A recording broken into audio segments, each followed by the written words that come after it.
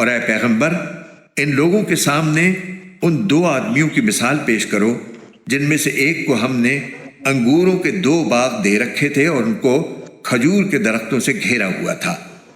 اور ان دونوں باغوں کے درمیان کھیتی لگائی ہوئی تھی۔ دونوں باغ پورا پورا پھل دیتے تھے اور کوئی باغ پھل دینے میں کوئی کمی نہیں چھوڑتا تھا، اور ان دونوں کے درمیان ہم نے ایک نہر جاری کر دی تھی۔ اور اس شخص کو خوب دولت حاصل ہوئی تو وہ اپنے ساتھی سے باتیں کرتے ہوئے کہنے لگا کہ میرا مال بھی تم سے زیادہ ہے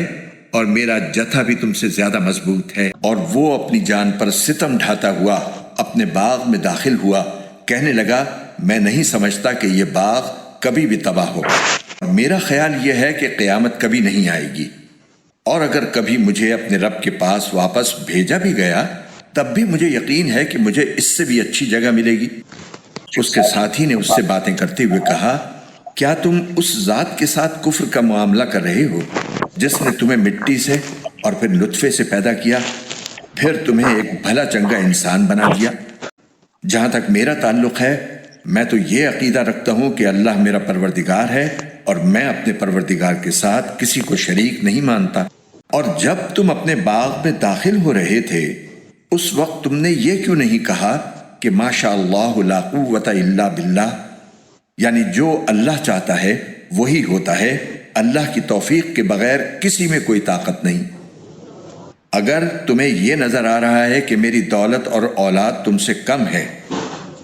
تو میرے رب سے کچھ بعید نہیں ہے کہ وہ مجھے تمہارے باغ سے بہتر چیز عطا فرما دے اور تمہارے اس باغ پر کوئی آسمانی آفت بھیج دے جس سے وہ چکنے میدان میں تبدیل ہو کر رہ جائے، یا اس کا پانی زمین میں اتر جائے، پھر تم اسے تلاش بھی نہ کر سکو۔ اور پھر ہوا یہ کہ اس کی ساری دولت عذاب کے گھیرے میں آ گئی، اور صبح ہوئی تو اس حالت میں کہ اس نے باغ پر جو کچھ خرچ کیا تھا وہ اس پر ہاتھ ملتا رہ گیا،